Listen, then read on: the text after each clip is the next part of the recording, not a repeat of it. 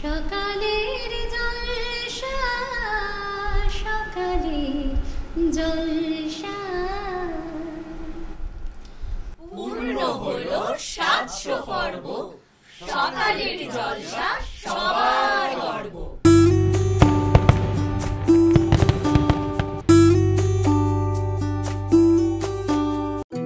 সকালে জলসা সকালে জলসা। বিস্তৃত এই পৃথিবী বৈচিত্র্যময় আমাদের চারপাশ, এবং এই চারপাশের পৃথিবীতে কত রকম প্রতিভা লুকিয়ে রয়েছে। কিন্তু একটু ভেবে দেখুন, আপনাদের প্রত্যেকের মধ্যেই তো প্রতিভা রয়েছে, কিন্তু কখনো কি নিজের উদ্যোগে সেটা খুঁজে বার করেন? কিংবা প্রিয় মানুষটার? না বোধহয়। এবং সেই প্রচেষ্টাটাই আমরা নিয়েছি ভীষণ সচেতনভাবে। নমস্কার, সুপ্রভাত সকলকে।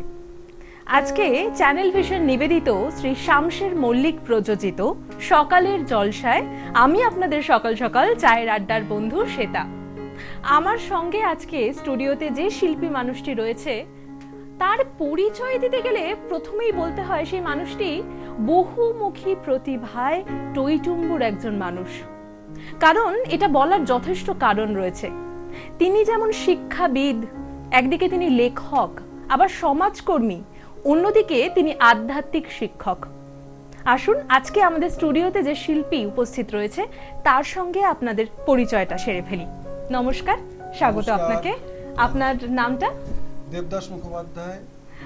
এই যে বললাম বহুমুখী প্রতিভা, এত কিছু একসঙ্গে, শোনো, সেটা আমার সঙ্গে যায় কিনা এই কথাটা পুরোপুরি, সেটাতে আমি অনেকটাই সন্দিহান, আমার নিজের থেকে মনে হয়েছে। তবে রবীন্দ্রনাথের ক্ষেত্রে বা নজরুলের ক্ষেত্রে বা এই ধরনের যারা ব্যক্তিত্ব আছেন আমাদের জগতে, শিল্প সাহিত্য ইত্যাদি জগতে, তাদের ক্ষেত্রে ওই আমি দেখেছি বরাবর যে ওনাদেরকে আমি বলতে পারি একটা হীরকখণ্ডের মতো। হীরক দুটি, হীরককে হাতের মধ্যে যদি আমরা রাখি, হীরকখণ্ডকে চারিদিকে তার দুটিটা ছড়িয়ে পড়ে। তো আমরা সেটা নই কখনোই, তারা অন্য মাত্রার লোক, অন্য ডাইমেনশনের লোক তারা। কারণ ব্যাপারটা হচ্ছে গিয়ে তাদের থেকে তো আমরা কিছু নিই, একটা তারকার থেকে আমরা কিছুটা আলো হয়তো চুরি করে নিই, কিছুটা নিয়ে নিয়ে আমাদের মধ্যে বহন করি, আমরা ধারণ করি আমরা। তো সেইভাবে আমরা শিখেছি ছোটবেলা থেকেই একটা সুন্দর আবহ, সাংস্কৃতিক আবহ, এগুলোর মধ্যে বরাবর আমি নিজেকে নিয়ে গেছি। এগুলো অনেক বাধা বিপত্তি ছিল, এই ছিল। তো বহুমুখী কি না জানি না, তবে বহু ধারায় আমি নিজেকে মানে বহমান করবার চেষ্টাটুকু করেছি, এইটুকুনি বলতে পারি। তাহলে আমাদের আজকের সকালের জলসায় যে শিল্পী মানুষকে আমরা আমাদের সঙ্গে আড্ডায় পেয়ে গেছি, দেবদাস মুখোপাধ্যায়, শ্রী দেবদাস মুখোপাধ্যায়। তিনি মানুষ গড়ার কারিগর। এই কথাটা বলছি কারণ আজকের অনুষ্ঠান অন্য দিনের তুলনায় একটু আলাদা। কারণ তার জীবনের যে ওঠানামা, তার ভাঙা গড়ার যে গল্প আপনাদের মনে একটু হলেও দাগ কেটে যাবে। প্রথমে তার মুখ থেকে শুনবো তিনি কি করছে সমাজের জন্য। আচ্ছা, আমি শুরু করার আগে আমার মূল বক্তব্য, সারা পৃথিবীতে তো ভীষণভাবে হিংসা ইত্যাদি ছড়িয়ে পড়ছে, আমরা দেখতে পাচ্ছি। তো আমরা দুজনেই পৃথিবীর জন্য একটু শান্তি কামনা করে নিতে পারি, আমার মনে হয়। শুরুতে আমি একটু করে নিতে, তোমার পারমিশন নিয়ে আমি করে নিই। আমি দুটো লাইন শুধু বলবো, বৃহদারণ্যক তোমার উপনিষদ থেকে বলবো আমি, ঠিক আছে? একটু স্তোত্র দু লাইন বলছি আমি, তারপরে আমরা মূল বিষয়ে চলে যাব। ওম সর্বে ভবন্তু সুখিনা সর্বে সন্তু নিরাময়া সর্বে ভদ্রাণি পশ্যন্তু মা কশ্চিদ দুঃখমাপ্নুয়াত। ওম শান্তি শান্তি শান্তি। আপনার সৃষ্টির কথায় চলে যাব। মানে প্রথমে জিজ্ঞাসা করব, যেহেতু আপনি একজন শিক্ষক মূলত এবং তারপর আপনি একজন লেখক, কিন্তু আপনি ইংরেজির শিক্ষক হয়েও মানে আপনার বিষয়টা ইংরেজি, কিন্তু আপনার কবিতা, উপন্যাস, অনুগল্প সবটাই বাংলা কেন? এটা একটা কারণ আছে। এটা কারণটা হবে, যদি আমি বলি, আমি দু তিন জনের নাম বলবো এক্ষেত্রে। এক হচ্ছে খুবই প্রাতন অবশ্য কবি রবীন্দ্রনাথ তো রয়েছেনই। রবীন্দ্রনাথ গীতাঞ্জলি তো বাংলায় লিখেছিলেন, কিন্তু বিশ্ববরণ্য হয়েছেন কিন্তু ইংরেজিটা জানার জন্য হয়েছে, অস্বীকার করতে পারি না আমরা কখনো। গীতাঞ্জলির ট্রান্সলেট ফর্মটা তিনি দিয়েছিলেন, তবে নোবেল পুরস্কারটা পাওয়া বেশ সহজ হয়েছিল, এটা আমাদের মানতেই হবে। ইংরেজি হচ্ছে আমাদের বিশ্বকে জানার জানালা, এক কথায় বলতে গেলে। জীবনানন্দ দাশের কথাও বলবো আমি, বিখ্যাত কবি একজন বাংলা ভাষার, উনি কিন্তু ইংরেজির অধ্যাপক ছিলেন। ঠিক আছে, ব্যাপারটা সেটাই আর কি, যে একটা ভাষা থেকে আমরা কিছু, এখানে ভাষার সঙ্গে কোনো বিরোধ নেই আমার। ইংরেজি শিখেছিলাম একটা সময়ে, ইংরেজি আমার ভালোও লাগে। বাংলা আমার মাতৃভাষা, মাতৃভাষা মাতৃদুগ্ধ রবীন্দ্রনাথই বলেছেন, আমরা তো জানি। সুতরাং আমার ভাব প্রকাশের জায়গাটা আমি রেখেছি আমার মাতৃভাষায় মূলত। তবে এই কথা পুরোপুরি ঠিক নয়, ইংরেজিতেও আমার বহু লেখা আছে। আমি আজকে সুযোগ হলে কিছু ইংরেজি লেখা ছোট ছোট পিস কিছু পড়তেও পারি। এমনকি আমাদের তথাকথিত যে সর্ববৃহত্তর ভাষা ভারতের, হিন্দিতেও আমার কিছু লেখা আছে, সেটাও সুযোগ হলে আমি দু একটা পড়বো আজকে। প্রথমে স্যার আপনার কোন লেখাটা, কারণ আজকে আপনার প্রতিভার স্বাক্ষর এই অনুষ্ঠানে রয়ে যাবে, সেক্ষেত্রে শুরুটা কি আমরা রবীন্দ্রনাথ দিয়ে করব? হ্যাঁ, রবীন্দ্রনাথ হলে তো সবচেয়ে বেশি উত্তম হয় ব্যাপারটা। আর আমরা আমাদের ছোটবেলায় এটা দেখেছি, তুমিও হয়তো দেখে থাকবে, যে রবীন্দ্র নজরুল সন্ধ্যা, তার সঙ্গে সুকান্তকে নিয়েও খুব হতো পাড়ায় পাড়ায়। এখন সেটা কমে গেছে, এবং সেটা কমে গিয়ে একটা কি বলবো, একটা কনফাইন্ড করে দিয়েছি আমরা, বিভিন্ন অডিটোরিয়াম ভিত্তিক হয়ে গেছে প্রোগ্রামগুলো। পাড়ায় পাড়ায় যে ঢেউটা ছিল এই অনুষ্ঠানগুলোর, যেখান থেকে বিভিন্ন বাচ্চারাও, মানে আমরাও তো ওইভাবেই তৈরি হয়েছি ওগুলো দেখে, সেরকমই কিছু আমার বক্তব্যের মধ্যে, যে আমাদের ওখান থেকে মধ্যে থেকে সেটা হারিয়ে যাচ্ছে ধীরে ধীরে। হারিয়ে যেতে তো আমরা দেব না কখনো, সেই প্রচেষ্টা আমাদের রয়েছে সবসময়। এই বিষয়ে একটা ছোট্ট একটা অনুগল্প আমি লিখেছিলাম, সেটা যদি একটু তোমার পারমিশন নিয়ে পড়ি। অবশ্যই, হ্যাঁ, গল্পের নাম হলো রবি যাপন। এটা আমার একটা স্ট্রিট লাইট বলে গ্রন্থ আমি লিখেছিলাম, ছোট গল্পের, তার মধ্যে থেকে সেখানে সংকলিত আছে এই গল্পটা। ঠিক আছে, আমি সেখান থেকেই পড়ছি। রবি যাপন। আজ সকাল থেকেই মনটা রাবীন্দ্রিক হয়ে আছে অমিত বাবুর, আর হবে নাই বা কেন। আজ যে 25শে বৈশাখ, টিভি চ্যানেলগুলো বিভিন্ন রাবীন্দ্রিক প্রতিষ্ঠানগুলো থেকে লাইভ কাভারেজ দেখাচ্ছে কবিগুরুর গান, কবিতা, আবৃত্তি, নৃত্যনাট্য ইত্যাদির। রেডিও খুললেও তাই। দিনটিও ছুটির বটে। অমিত বোস একটি কর্পোরেট হাউসের উচ্চ পদস্থ কর্তা। বাড়ি গাড়ি সংসারের যাবতীয় বিলাস ব্যাসন সবই তার নাগালে। সুন্দরী স্ত্রী জয়িতা আর একটি সৌম্যকান্তি 7-8 বছরের পুত্র সন্তান নিয়ে মোটামুটি সুখী পরিবার। অন্যান্য দিনের ন্যায় সকালে চায়ের সঙ্গে রয়েছে নিপাট বাংলা ও ইংরেজি দৈনিক পত্রিকা দুটি। মৃদু রবি ঠাকুরের গানের সঙ্গে সে খবরের শিরোনামগুলি গোগ্রাসে গিলছে। পাশে অমিতের ছেলে জুজু, এখন এসব ডাকনামই নাকি কেতা, আর ইংলিশ রাইম মুখস্থ করছে দুলে দুলে। অমিতের এই দৃশ্য দেখে আপন শৈশবের দিনগুলি মনে পড়ে। দুলে দুলে সহজ পাঠ মুখস্থ করত। শুধু সে একা নয়, তার আরও পিঠোপিঠি ভাই বোনরাও বসত একসাথে। সময়ের চাহিদায় ছেলেকে ইংলিশ মিডিয়াম স্কুলে দিলেও মনে প্রাণে ছেলেকে বাংলা সংস্কৃতির পরশে রাখতে চায়। অন্যান্য দিনের ন্যায় অমিত জুজুকে বাংলা দৈনিকটি এগিয়ে দিল উচ্চস্বরে রিডিং অনুশীলনের জন্য। জুজু যথাসম্ভব থেমে থেমে পড়ছে। কাবুলিওয়ালা গল্পের ছোট্ট মিনির মতো জুজুরও বড্ড বিভিন্ন অজানা বিষয়ের প্রশ্নের উত্তর জানার আবদার তার বাবার কাছে। সবই ঠিক ছিল, তবে জুজু হোঁচট খেল দু একটি শব্দ বন্ধে। তার নিষ্পাপ জিজ্ঞাসা, বাপি ধর্ষণ মানে কি, ভাগার মানে কি, সিন্ডিকেট মানেই বা কি? প্রশ্ন শুনে অমিত রীতিমতো বিপাকে। বিশেষত প্রথম প্রশ্নবাণে সে জর্জরিত। বলল, জুজু তুমি এখন যাও, মা বোধহয় ডাকছেন। জুজু নাছোড়বান্দা। না বাপি, তুমি এর মানে বলো বলো বলো। অমিত ধমকের সুরে বলল, বলছি না বড় হয়ে জানতে পারবি। জুজু মনমরা হয়ে বসে আছে। অমিত জুজুর মাথায় হাত বুলিয়ে বলল, চল আজ আমরা একটু বেরিয়ে আসি। অদূরে সবেধন নীলমণি একটি সবুজ ঘাসে ঢাকা মাঠ, তবে বেআইনি প্রমোটার রাজের দৌরাত্মে কদিন অস্তিত্ব টিকিয়ে রাখবে জানা নেই। ঘাসে ঘাসে পা ফেলে অমিত ছেলেকে একটু উত্তেজিতভাবে বোঝালো, জুজু ওই দেখ একটা গোল থালার মতো দেখছিস, ওটা রবি মানে সূর্য, মানে ওটা পূর্ব দিক, এর উল্টো দিক পশ্চিম, আর এই দিকটা উত্তর। জুজু এবার বাপিকে থামিয়ে বলল, আমি জানি বাপি, এর উল্টো দিক দক্ষিণ। অমিত আশ্বস্ত হলো, ঠিক তাই। আর এই রবির মতোই আমাদের জীবনেও রয়েছেন সঠিক দিক দেখানোর জন্য আমাদের প্রাণের ঠাকুর রবি ঠাকুর, তার সৃষ্টির অনন্য সম্ভার নিয়ে। জুজু মন্ত্রমুগ্ধের মতো বাপির কথা আত্মীকৃত করে বলল, চলো বাপি, আজ বাজার থেকে ফেরার পথে একটা মালা নিয়ে নি, আজ যে 25শে বৈশাখ। অসাধারণ। আজকে 25শে বৈশাখ নয়, তবে এই লেখাটা কোথাও গিয়ে সেই দিনটাতে আবার ফিরিয়ে নিয়ে গেল। ওই যে বললাম যে তার মধ্যে অনেক প্রতিভা, তিনি লেখক, সমাজকর্মী, কিন্তু তার জীবনের যে শুরুটা, তার কিছু সময় সে কিন্তু তিনি কিন্তু দিল্লি, বোম্বে, ব্যাঙ্গালোর এরকমই বড় বড় শহরে তার কেরিয়ার শুরু হয়েছিল, তাই না? সেক্ষেত্রে সেই গ্ল্যামার ওয়ার্ল্ডটা আপনাকে কেন টেনে রাখতে পারেনি? কারণ আজকালকার তো বাংলার ছেলেমেয়েরা সবাই এখন বাইরে।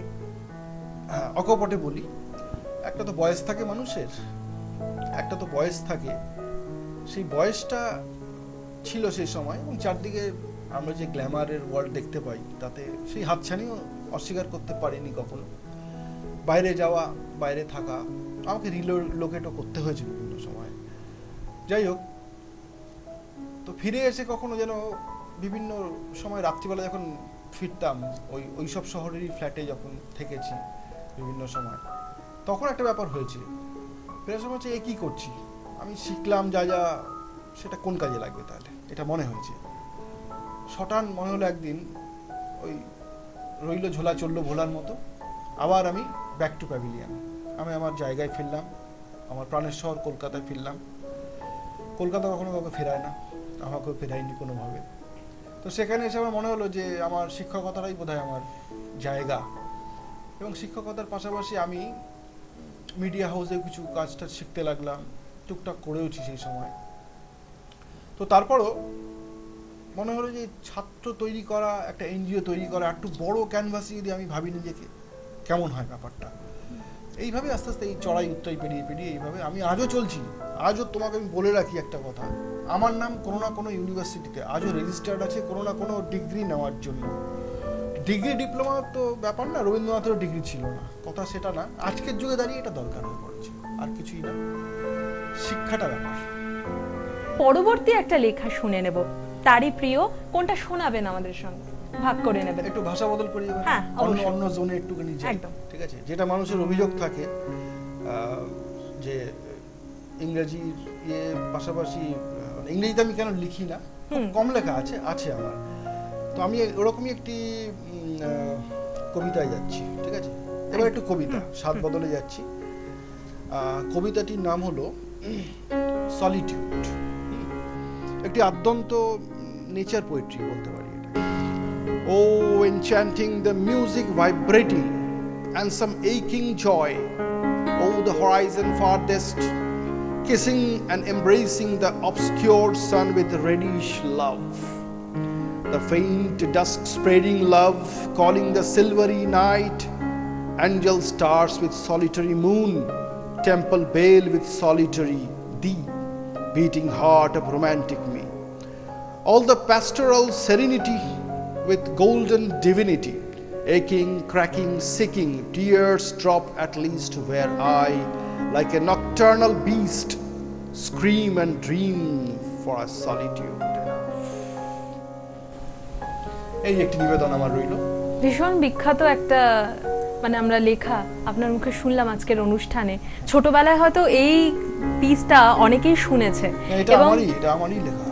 সলিটারি রিপার নয়, সলিটারি, আচ্ছা আচ্ছা আচ্ছা, এটা সলিটিউড। সলিটিউড ওর সঙ্গে, হ্যাঁ, আমি ওর থেকে অনুপ্রাণিত বলতে পারবো, এটা বলা যায়, অনুপ্রাণিত হতে। সেক্ষেত্রে আপনার তো নিজস্ব একটা এনজিও রয়েছে, আপনি সমাজের জন্য অনেক কাজই করেন, কিভাবে মূলত মানুষের জন্য কাজ করে থাকেন? সেটা আমি শুরু করেছিলাম যেখানে, আমার একটা স্টাডি পয়েন্ট দিয়ে শুরু করেছিলাম যেখানে, সেটা হচ্ছে স্কলার পয়েন্ট বলে, সেটা 1998 সাল আমি আমার এক বন্ধু করেছিলাম।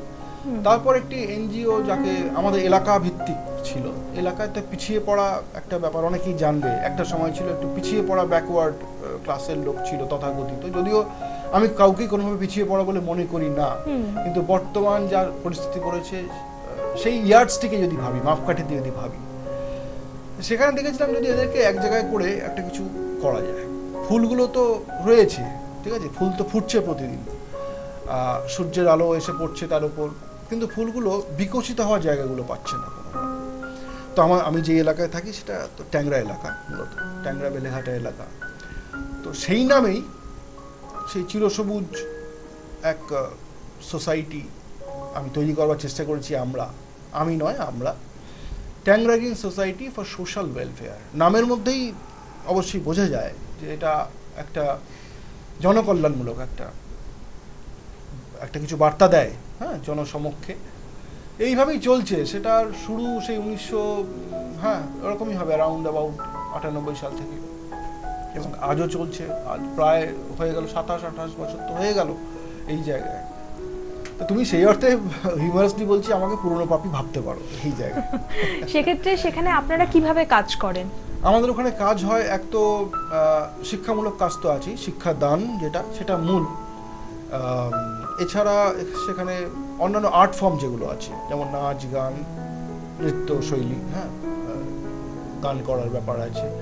আর তার সঙ্গে সঙ্গে রয়েছে ওখানে ওই কি বলে ওটাকে, সেলাই প্রশিক্ষণ কেন্দ্র, ওটা কম্পিউটার প্রশিক্ষণ কেন্দ্র ওখানে আছে। তার সঙ্গে সঙ্গে রয়েছে এই স্পোকেন ইংলিশ, হ্যাঁ। আর কিছুটা এই যার জন্য আমরা এখানে বসে আছি আজকে, মিডিয়া ওয়ার্ল্ড, হ্যাঁ, সে মিডিয়া ওয়ার্ল্ডে কিছু শিক্ষা দেওয়ার উদ্যোগও বর্তমানে টুকটাক নেওয়া হচ্ছে এটা আমি বলতে পারি। এবং আমি হয়তো বলবো আগামী দিনে তো একটা, আজকাল তো মিডিয়া বুম পুরো, হ্যাঁ, বুমিং এটা, এই ইন্ডাস্ট্রিটা। সুতরাং এই জগতে আমরা যাই শিখি, যাই করি, যেই ফিল্ডেই থাকি না কেন, এই ফিল্ডে আমাদের আসতে হবে, না আসলে আমরা কেউ প্রকাশিত হতে পারবো, এই হচ্ছে কথা। তো এইগুলোই চলছে আমাদের এনজিওতে, এটাই চলে। এবং দুস্থদের বস্ত্র বিতরণ, হ্যাঁ, দুস্থদের জন্য আরও অন্যান্য যা যা কার্যকলাপ করা যায়, যারা দুস্থ ছাত্রছাত্রী রয়েছে তাদেরকে সামনে এনে যাতে শিক্ষাদান করা যায়, এরকম কিছু কাজের সঙ্গে আমরা যুক্ত আছি। কখনো কি এমন হয় যে নিজের লেখার প্রেমে নিজেই আপনি পড়েছেন? হয়তো অনেক লেখা লিখেছেন, তার মধ্যে একটা ভীষণ নিজের প্রিয় মনে হয় যে বারবার পড়ি, বারবার ওটাকে নিয়েই থাকি, এরকম কোনো লেখা? আমি হচ্ছে এমন একটা লোক যে খুব intoxicated, not with wine. I have taken the wine to the lees. একটা কথা আছে, টেনিসনের লেখা একটা কবিতা আছে, কবিতার লাইনটা খুব আমি এর সঙ্গে রিলেট করতে পারি, যে I will take the life to the lees. তো তলানি পর্যন্ত জীবনটাকে উপভোগ করতে চাই, এবং উপভোগ করার মধ্যে কিছু ত্যাগও থাকবে অবশ্যই। উপভোগ মানে শুধুমাত্র নির্ভেজাল এন্টারটেনমেন্ট বা এনজয়মেন্ট নয়। তো আমার লেখার নিজস্ব, যখন লিখি আমি যে সত্তাটার মধ্যে থাকি বিভিন্নভাবে, সেই সত্তার লোক আমি হয়ে উঠি কিনা আমি নিজে জানি না। তো লিখতে গেলে অন্য একটা মানুষ হয়ে যাই আমি। তখন মানুষটা যে ঘোরের মধ্যে দিয়ে চলে, ক্যারেক্টারগুলোকে ভাবতে থাকে, চারপাশে যেগুলোকে দেখেছে প্রতিনিয়ত। তো সেরম যদি বলা হয় তাহলে এই জুজুর প্রেমে আমি পড়েছি, যে 25শে বৈশাখটাকে উদযাপন করতে চাই এই সময়ে দাঁড়িয়েও, ছোট্ট ছেলেটি। তারপরে দেখেছি টিনা থেকে টিঙ্কু হয়ে ওঠা, বা টিঙ্কু থেকে টিনা হয়ে ওঠা একটি মেয়ে, যে কিনা নিজের জেন্ডার চেঞ্জ করতে চায় এই জায়গায় দাঁড়িয়ে। আমরা অনেক কিছুই পড়ি আজকের যুগে দাঁড়িয়ে, যে অনেক কিছু দেখতেও পাচ্ছি, সেগুলো আমার লেখার মধ্যে আসে। এই চরিত্রগুলোকে আমি কখনো মনে করি না এরা খুব দায়ী, খুব দোষী, তা নয়। এরা সময়ের একটা প্রোডাক্ট আমি মনে করেছি। সবাইকে আমি সমান চোখেই দেখে থাকি। সুতরাং সেই অর্থে আমি বলতে পারি এর প্রেমে আমি পড়েছি। পরবর্তী একটা লেখা শুনে নেব আপনার মুখ থেকে, আপনার মানে অন্যতম প্রিয় কোনো একটা। প্রিয় লেখা এটা আমার অন্যতম। ওই টিঙ্কু থেকে টিনা হয়ে ওঠার যে যাত্রা একজনের আছে, সেটা হোক, তাহলে সেটাই হোক। গল্পটির নাম হচ্ছে নিশিরাত বাঁকাচাঁদ। পুলিশ মাঝে মধ্যেই ধরপাকড় করে পার্ক স্ট্রিট সংলগ্ন কিছু গলিগালা অকুস্থল গলিগুলিতে। সেখানে মদ্যপান করে লাট হয়ে থাকা কিছু আলালের ঘরে দুলাল যেমন আছে, তেমনি আজকাল দুলালিদের সংখ্যাও কম নয়। তারপর কিছু অসামাজিক কাজ, ইভটিজিং, ধর্ষণ, এমনকি ফ্লাইং পেশাবৃত্তির মতো ঘটনাও রাতের কলকাতাকে অন্য জগতে পরিণত করে। পুলিশ লাঠি উঁচিয়ে তাড়া করার পরও আবার এই ধরনের নেতিবাচক সক্রিয়তা বারংবার চলতেই থাকে। মধ্যরাতে পুলিশকে অনেক বেশি ব্যতিব্যস্ত এবং শশব্যস্ত থাকতে হয়। অনেক সময়ই যে পুলিশের হাত থেকে নিস্তার পাওয়ার সহজ রাস্তা যে নগদ নারায়ণ, তা অবশ্যই বলার অপেক্ষা রাখে না। অভিযোগও নানা কিসিমের। জগৎ সংসারে এরকম অভিযোগের আঙুলও যে কেউ কারোর বিরুদ্ধে তুলতে পারে, তা না দেখলে বিশ্বাস করা কষ্টকর। এই গাড়ি রোক, কথা কানে যাচ্ছে না? যত সব ক্রিমিনালের দল, এখনো তো গোফের রেখাই ভালো মতো ওঠেনি রে। এই বয়সে ড্রিঙ্ক করে ফুর্তি হচ্ছে। পুলিশ কর্তা তৎপর হয়ে এক সিভিক ভলান্টিয়ারকে কেসটা চালান করে।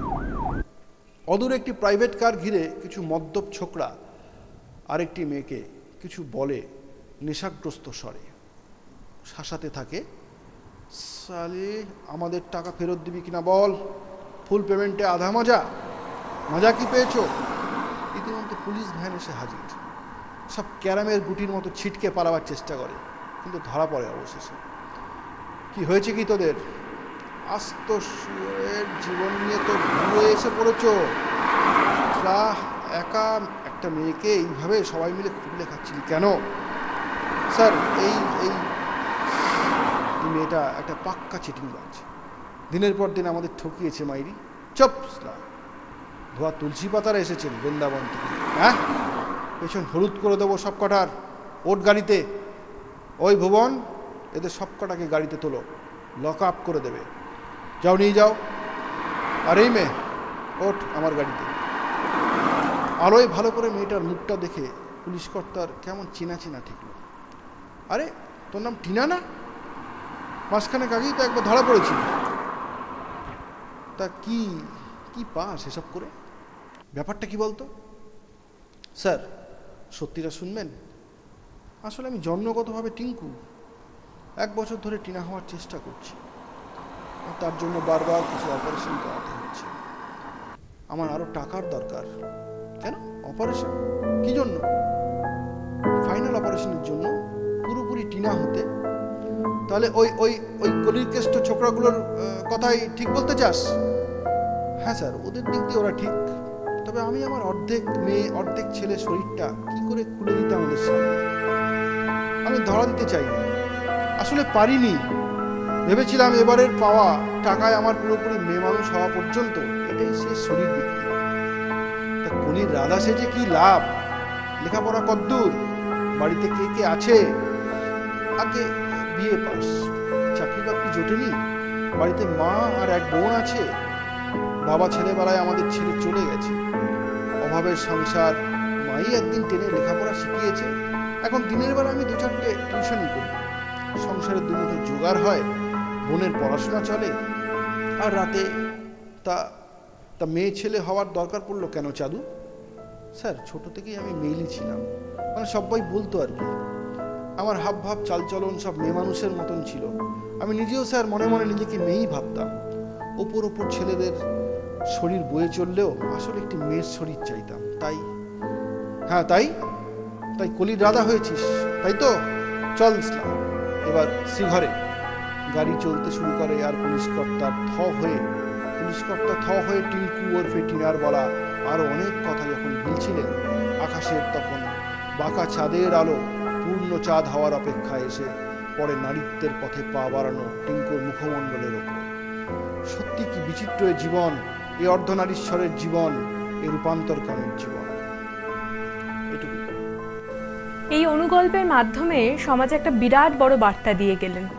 এবং আজকের সময়টা একেবারেই শেষ, তবুও অনেক কিছু জিজ্ঞাসা করা বাকি থেকে গেল, অনেকটা শোনা বাকি থেকে গেল। অবশ্যই আমরা আরও একটা অনুষ্ঠানে আশা করি শ্রী দেবদাস মুখোপাধ্যায় আমাদের সময় দেবে, তার মূল্যবান সময়ের মধ্যে থেকে। তবে যাওয়ার আগে একটাই কথা বলবো, যে কেমন লাগলো ছোট্ট করে শুনবো। ছোট্ট করে বলতে গেলে আমার তো ভীষণ ভালো লেগেছে। আর এই ভালো লাগাটাকে আমি বলতে চাই, আমি কন্টিনিউ করতে চাই, বিভিন্নভাবে এগিয়ে নিতে চাই। এই জগতের সঙ্গে সঙ্গে আস্তে আস্তে সম্পৃক্ত হতে চাই। আপনারা শুনুন, সঙ্গে থাকবেন সবাই। আমি এটাই করজোরে আমি প্রার্থনা করছি, আপনারা শুনবেন, সহ্য করবেন না আমাকে, এই হচ্ছে কথা। আমাদেরও ভীষণ ভালো লাগলো। যাওয়ার আগে ওনার হাতে আমাদের তরফ থেকে ছোট্ট কিছু উপহার, যাতে আমাদের মনে রাখে এবং আবারও আমাদের টানে ফিরে আসে এই স্টুডিওতে।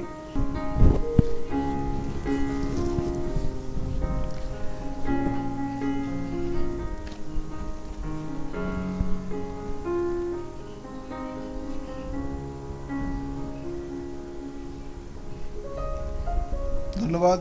একের পর এক এইভাবে আসছে আমার কাছে, দুহাত তো ভরে যাচ্ছে, হাতের আর জায়গা নেই রাখার।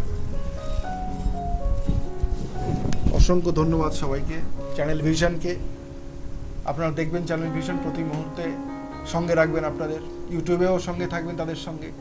আজকের মতো তাহলে বিদায়, আবার অন্য কোনো অনুষ্ঠানে দেখা হবে। সকলে ভালো রাখবেন এবং ভালো নিজেও থাকবেন। এতক্ষণ তো সঙ্গে ছিলাম আপনাদের বন্ধু শ্বেতা।